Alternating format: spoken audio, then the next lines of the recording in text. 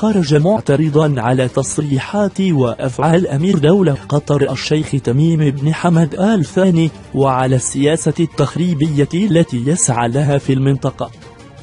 وقال الدكتور سعودي بن ناصر آل ثاني عضو الأسرة الحاكمة في قطر إنه بصدد الإعداد الآن للإعلان عن حزب سياسي معارض لنظام الحكم الحالي في قطر برئاسة الشيخ تميم بن حمد. وأضاف تصريحات لصحيفة اليوم السابع المصرية صمتنا طويلا على الممارسات غير العقلانية للنظام في قطر، ونظرا لما آلت إليه الأمور من مسلك منهج نحو شق الصف العربي وإجهاض المشروعات الوحدوية، ارتأينا أن نتحدث بلسان الشعب العربي بشكل عام وعلى وجه الخصوص الشعب القطري، وسأسعى لتأسيس حزب معارض سيكون مقره لندن.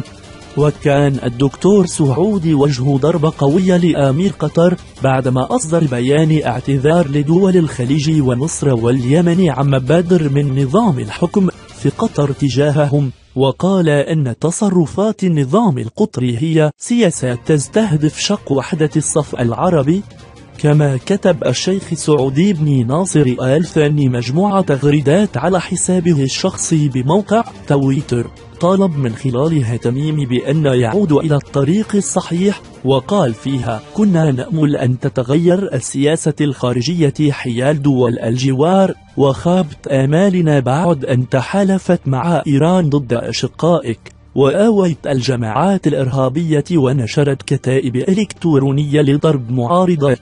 الشيخ تميم أضحت قطر منبعا من منابع تمويل الإرهاب وميناء تصدير للفكر المتطرف. وأشار الشيخ سعودي بن ناصر آل ثاني إلى أنه تعرض لمحاولة تضييق شديدة من جانب نظام تميم وأذرعه الأمنية والإعلامية. وقال رئيس تحرير صحيفة العرب القطرية عبد الله العذبة والمدعو الإعلامي حسن الساعي وعبد الله الملا وابتسام آل سعد والشيخة جواهر عبد الله خليفة آل ثاني وإلهام بدر يشكلون فريق المكتب الإعلامي غير الرسمي للأمير، وهذا الفريق يقوم بتجنيد المغردين بالمال تارة والجنس تارة وبالقوة تارة أخرى لإجبارهم على الانصياع لمطالبهم. وتمت محاولة تجنيدي أنا شخصيا وأصدرنا بيانا حول الواقعة، إذ اتصل بي العذبة وأخبرني أنه تم إلغاء مخصصات الآمرية التي تصل إلى 5 ملايين شهريا